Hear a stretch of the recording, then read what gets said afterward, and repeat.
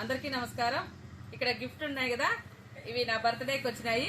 ఎవరెవరు ఏమి ఇచ్చినారనేది తెలియజేద్దాం. అది కానీ మీ ముందుకు తీసుకొద్దాం అనుకున్నా. ఇదైతే మరేం మాకు ఇచ్చింది, చూద్దాం ఒకసారి ఓపెన్ చేద్దాం. పోయి చూడండి, వినాయకుడు చాలా బాగున్నాడు కదా, నీళ్ళలో ఉన్నాడు, అందులో ఇది బాతలో ఉన్నాడు, చాలా బాగున్నాడు. సువర్ణ అంటే ఎవరు అనుకుంటుంటారు, మన వంట మాస్టర్ ఉన్నారు కదా, వాళ్ళ భార్య అనమాట.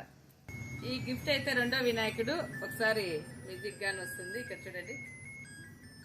వినాయకుడు చాలా బాగున్నాడు కదా. ఇదైతే రమ్య తెచ్చింది, ఇదే గిఫ్ట్. చూద్దాం, ఓపెన్ చేద్దాం.